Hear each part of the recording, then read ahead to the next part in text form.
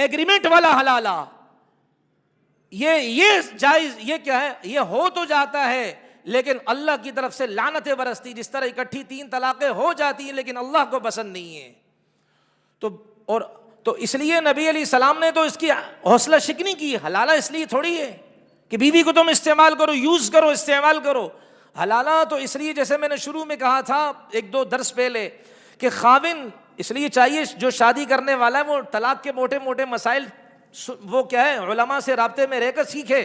اس لیے ہوتا ہے کہ بھائی خاوند پہلے حلالے کا نصاب سمجھے کہ حلالہ کس کو کہتے ہیں، کیا ڈیفینیشن ہے، کیا اس کے معنی ہیں. جب حلالے کا اس کو پتہ چلے گا کہ جی دوسرے خاوند کے پاس جائے گی، صحبت بھی ضروری ہے، پھر پہلے خاوند کے پاس آئے گی عدت گزار کر، تو وہ کہے گا یار میں ایسا کام ہی نہ کروں کہ میری بیوی کسی اور کے گھر میں جائے، کسی اور کے چوکھٹ پہ جائے، میں ایسا گھٹیا کام ہی نہ کروں، میں طلاق ہی نہیں دوں. یہ اس کام سے روکنے کے لیے شریعت نے یہ کہا ہے. اور ہم نے کیا ہے، ہمارے بعض بھائیوں نے دھندا بنا دیا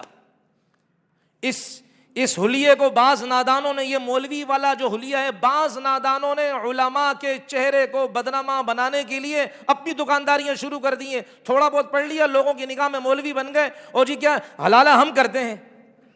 مفتی کبھی کی طرح اس نے کہا تھا نا ایک دفعہ، کسی نے کہا حلالہ کا میں تیار ہوں اپنی خدمات دینے کے لیے. کیا ہے بھائی، اللہ معاف فرمائے، یہ کام درست نہیں ہے. جیسے کہ بعض ہمارے ہیں نا، ناراض نہ ہو بھائی، بعض ہمارے ساتھی ہیں نا، وہ نعت خوانوں کو پیسے اڑاتے ہیں. اچھے اسٹیجوں سے یہ بات ہے، پیسے اڑاتے ہیں. ارے بھائی، یہ پیسے اڑانا تو پہلے زمانے میں ناچنے والی عورت پر پیسے اڑائے جاتے تھے، ڈانس کرنے والی عورت پر پیسے اڑائے جاتے تھے، جہاں مجرے چلتے تھے وہاں پیسے اڑائے جاتے تھے. اب تم نے یہ کام نعت خوانوں سے شروع کر دیا، پیسے اڑا رہے ہو. عقل تمہاری درست ہے کہ نہیں؟ اگر یہ بات کرو جی یہ ہماری لائن کا دشمن ہے، یہ ہمارے کوز کے خلاف کام کر رہا ہے، یہ ہماری نظریات کو کیا ہے وہ اٹیک کر رہا ہے. ابے تمہاری عقل کو سلام ہو، تم اپنی حرکت پر تو غور کرو. تو اس لیے میرے محترم عزیزو، جو غلط ہوگا چاہے میں کروں، غلط ہوتا ہے، صحیح ہوتا ہے. یہ نہیں کرے کہ میں اگر کیا ہے مردار کھاؤں تو میرے لیے وہ حلال ہے، آپ کھائیں تو میں آپ کو فتوے دوں. ایسی بات نہیں، میں آپ برابر ہیں بھائی، اللہ کی مخلوق ہے، محمد پاک کا کلمہ پڑھا ہے، ہم دونوں برابر ہیں. تو میرے محترم میں یہ عرض کر رہا تھا کہ حلالہ جو ہے، یہ جس کو آج غلط استعمال کیا جاتا ہے، شرعاً رسول اللہ نے دونوں پر لعنت کی. ایک لڑکا میرے پاس ہے، اسی لگے گا، کہا جی اس طرح میں نے بیوی کو طلاق دی، اب میں نے دوست سے مشورہ کیا ہے کہ بھائی تم ایک رات کے لیے، میں نے کہا تمہیں شرم نہیں آتی ہے؟ بے غیرت، تمہیں شرم نہیں آتی ہے؟ تمہیں حیا نہیں آتی ہے؟ سوچ اپنی بہن پر، اگر تیری بہن کے ساتھ یہ معاملہ ہو، بے شرم انسان، تو نے دوستیاں اس لیے پالی ہیں کہ تو گھر کے حلالے کروائے. ایک معاملہ نہیں چل پائے تو چھوڑ دے، اب کرنا ہی کرنا، وہ بھی پھر کیا ایک رات کے لیے. اس کو تو پھر ظاہر بات ہے، اس کو تو اس کا چسکا چڑھ گیا، وہ تو پھر یہی دعائیں کرے گا، یا اللہ حلالہ. یہ کیا چل رہا ہے بھائی؟ کفر کتنی محنت کر رہا ہے، ہم اسی کاموں میں لگے ہوئے ہیں، حرام کو حلال کرانے میں، حرامے کو حلالہ بنانے میں. بھائی حرامے کو حلالہ بنانا، حرامے کو حلالہ بنانا، یہ کام رہ گیا بھائی. ہم مسلمان اس لیے رہ گئے ہیں بھائی، یہی کام کریں گے ہم. تو کہا جی دوست سے بات کی ہے، حالانکہ حلالے میں شرط کیا، ایگریمنٹ نہ ہو.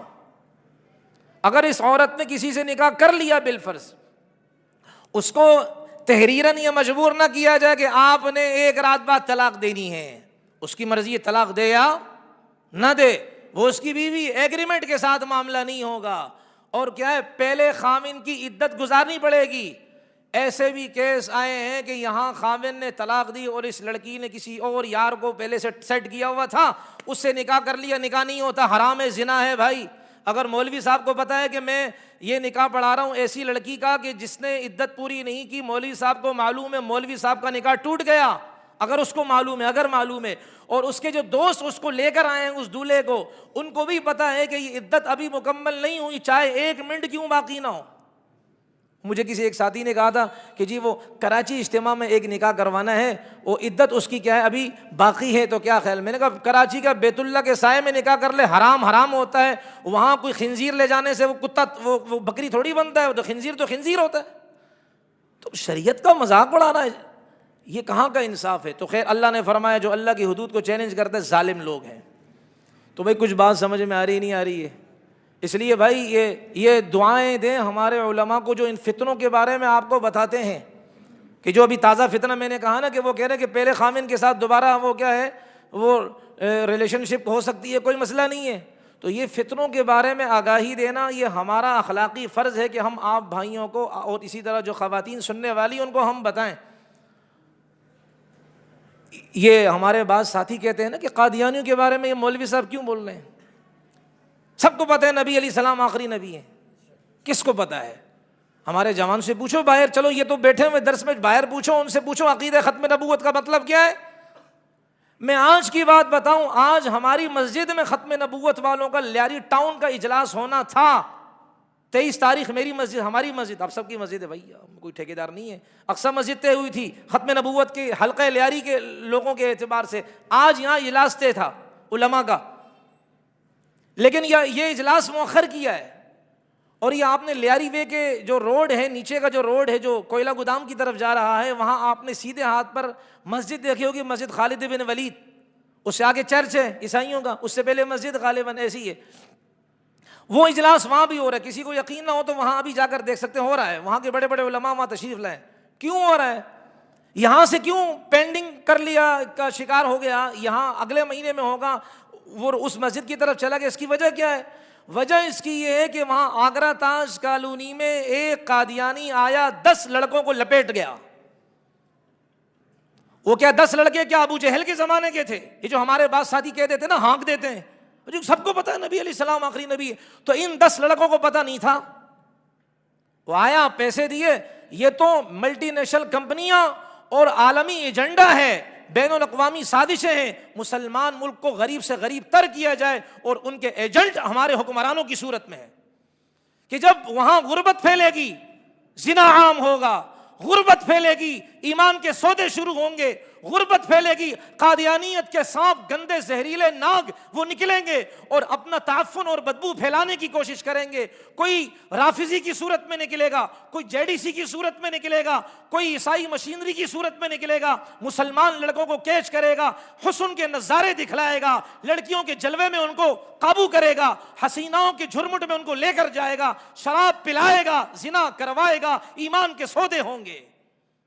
آج یہ درویش لوگ وہاں بیٹھے ہوئے ہیں، اپنی بساط کے مطابق، اپنی ہمت کے مطابق اپنی جہد کر رہے ہیں، اپنی محنت کر رہے ہیں. کوئی کسی سے پیسے نہیں لے رہا، اللہ کی رضا کے لیے کر رہے ہیں، جڑے ہوئے ہیں کہ کس طرح اب اس علاقے کے اندر محنت کی جائے. میرے محترم، میں نے پہلے بھی کہا تھا کہ چوکنے رہیں، اس پر تکیہ لگا کر نہ بیٹھے کہ یہ سیلاب ہماری طرف نہیں آ سکتا. جب آگرہ تاج تک یہ سیلاب پہنچ چکا ہے قادیانیت کا، تو یہ وہ پہلے بکرا پیڑی کا سنا تھا، وہاں اجلاس، وہاں جو جلسہ ہوا تھا 18 کا، اب یہاں یہ گند آ گیا ہے. ہو نہیں سکتا کہ کل کو یہاں بھی آ سکے. اس لیے ہمارے ساتھیوں کو چاہیے حوصلہ شکنی نہ کیا کریں، ساتھیوں کی ہمت دلائیں ان کو کہ کام کرو بھائی. نبی علیہ السلام کی ختم نبوت کے دشمنوں کا پیچھا کرو، چاہے وہ حکمران کی صورت میں ہو، عالم دین کی صورت میں ہو، مذہبی لبادے کی صورت میں ہو، کسی بھی صورت میں ہو. ہم نبی کے غلام ہیں. ہم نبی کی غلامی میں اپنے والد کو بھی نہیں دیکھیں گے، اپنے دوستوں کو بھی نہیں دیکھیں گے. اس گیدرنگ کو جوتوں کی نوک سے اڑائیں گے جس گیدرنگ میں نبی کی ختم نبوت کے خلاف انگلیاں اٹھیں. ہم تو اتنے دیوانے ہیں الحمدللہ. اس لیے میرے محترم، یہ جو بات طلاق کی آئی تو میں یہ عرض کروں، یہ جو فتنے ہیں، یہ شکر کریں کہ ہمارے علماء ہمیں آگاہی دیتے ہیں، ہمیں پہلے سے بتاتے ہیں. ہم چوکنے رہیں، علماء کے ساتھ جڑیں، اپنے ائمہ کے ساتھ جڑیں، ان سے اس مسئلے میں مسئلہ جو ہے نا وہ ان سے پوچھیں، تاکہ ایسا نہ ہو کہ کل کو کوئی کیا ہے ہمارے لیے فتنے کا ذریعہ نہ بنے. اپنی بہنوں سے کہتا ہوں، اپنی بچیوں کا رشتہ کرانا ہے، اپنے بھائیوں سے کہتا ہوں بچیوں اور بچوں کے رشتے کرانے، پہلے اس لڑکے کو پرکھو